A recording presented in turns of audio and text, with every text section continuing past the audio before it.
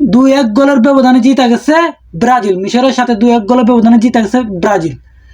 আর প্রথম হাফে 1-1 গোলে সমতা থাকার পরও সেকেন্ড হাফে যেভাবে কামব্যাক করছে ব্রাজিল কামব্যাক তো করবে, কারণ তাদের কোচ মাস্টার মাইন্ড আঞ্চলিক, যেই কোচ রিয়াল মাদ্রিদে থাকতে যেভাবে কামব্যাক করতে সেম অবস্থা ব্রাজিল করতেছে। দেখো এনরিক যে সময় লামছে সেকেন্ড হাফে নাইম্বা 53 মিনিটে গেলা কামব্যাক করে দিচ্ছে, গোল কইরা দলকে এগিয়ে নিয়ে গেছে।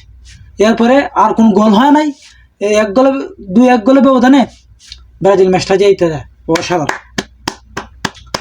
কিন্তু তুমি যত কিছু করো কেন, এই বছর ব্রাজিলের কোচ হিসেবে আছে কে জানেন? আঞ্চলিক, পুরাই মাস্টার মাইন্ড। গত ম্যাচটা হয় সেম অবস্থা, প্রথম হাফে যতটুকু দুর্বল থাকে সেকেন্ড হাফে তার থেকে দ্বিগুণ হয়ে যায়। কারণ এই কামব্যাক কীভাবে করতে হয় সেটা আঞ্চলিক বালাইলাই জানে। আর আজকে মেইন অস্ত্রটা ইউজ করে ওই লোক এনরিকের যে গোলটা, রাফিনার যে অ্যাসিস্টটা মারাত্মক হয়েছে, অসাধারণ খেলছে। আর এই ম্যাচের মাধ্যমেই প্রমাণ করছে যে ওয়ার্ল্ড কাপে তারা ভালো কিছু করবে। কারণ যেই মিশর স্পেনের সাথে 1-1 গোলে ড্র হয়ে আছে, সেই মিশরকে 2-1 গোলে ব্যবধানে ব্রাজিল হারিয়ে দিয়ে ব্রাজিলের হয়ে গোল করছে বনু গেমারেজ 8 মিনিটের খেলা। 11 মিনিটের খেলা কামব্যাক করে নিয়েছে মিশর, জিকুর গোলে 1-1 গোলে সমঝোতা হয়ে গেছে। এর হাফ টাইম পরে নাইমে এনরিকে অসাধারণ একটা গোলে ব্রাজিল উইন। আর মেন কথা হলো এলিসন রে ফার্স্ট 11 রাখা ঠিক হবে না ব্রাজিলের জন্য।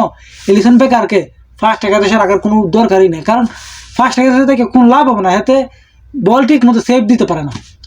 যেইভাবে দেখো মিশরের গোলকিপারে যে গোটা সেভ দিছে, আর তোমার দেখো ব্রাজিলের গোলকিপার এলিসন বেকার, এটা আসলেই বেকার। ওই গোলবারে এডারসনকে দিলে একে ভালো হবে। এলিসন অতটাও ফেভারিট না যতটা দেখতেছি। ফার্স্ট টাকা তো সে লামাইলে এই ভুলটাই করবে, সামনে দিয়ে ওয়ার্ল্ড কাপে যদি ভুল করে ওইটাই ভুল করবে। কারণ এলিসনে তেমন পারফরমেন্স নাই, ওকে ডাব্বা সবার যেমন তোমার ওকে এলিসন বেকারই কি আর কইমু।